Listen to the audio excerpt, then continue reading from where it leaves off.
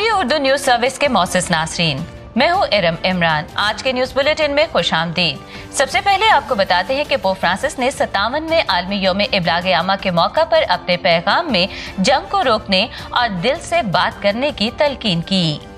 गुज़श्ता साल के उन्वान दिल के कानों से सुनना के तसलसल में पोप फ्रांसिस ने कहा कि मैं दिल से बात करने पर तवज्जो मरकूज करना चाहता हूँ। ये दिल ही है जिसने हमें जानने, देखने और सुनने की तरगीब दी, और ये दिल ही है जो हमें बातचीत के खुले और खुशाइन तरीके की तरफ ले जाता है। पोप फ्रांसिस ने खबर रेसा अफराद को तलकीन की कि वो दिल से बात करें और ऐसी बातचीत न करें जो जहरीले ताल्लुकात और नफरत का बाइस बने। उन्होंने इस बात पर जोर दिया कि तनाज़ात वाले इलाकों में अमन की सकाफत को फरोग देने के लिए दिल से बात करना जरूरी है।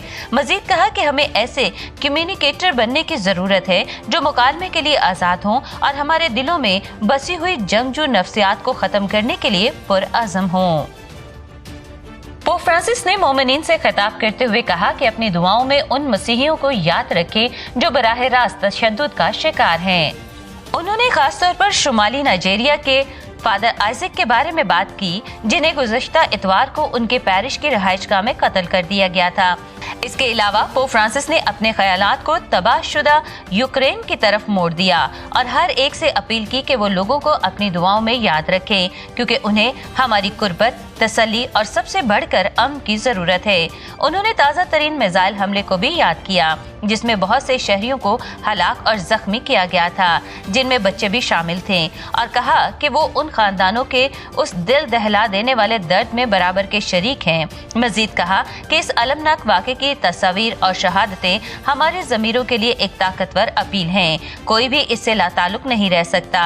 मीडिया रिपोर्ट्स के मुताबिक हफ्ते के रोज यूक्रेन में एक अपार्टमेंट की इमारत को निशाना बनाने वाले रूसी मिसाइल हमले में 45 अफराद हलाक और 79 जख्मी हुए, जबकि 19 लापता हैं। गुज़श्ता हफ्ते saint Joseph Catholic cathedral Islamabad Rawalpindi में यूनिटी वीक का आगाज हुआ। इस मौका पर यूखरिस्ती इबादत गुजरानी गई, जिसकी क़ियादत इज़्ज़तमाब archbishop doctor Joseph Arshad ने की, जबकि reverend father Sarfaraz Simon, reverend father Jacob Joseph Dogra, reverend father David Anosh, reverend father David Hanook, reverend father Qamrul Zaman, reverend father Patrick Aslam मौजूद थे।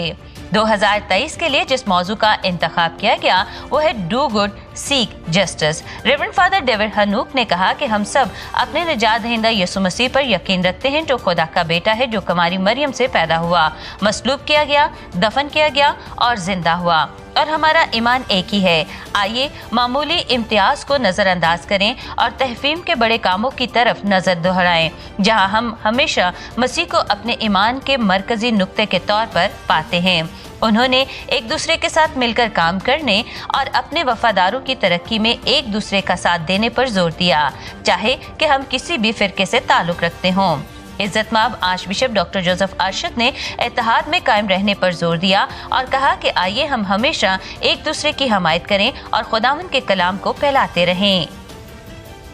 आज के न्यूज़ बुलेटिन में इतना ही। इरम इमरान को इजाजत दीजिए।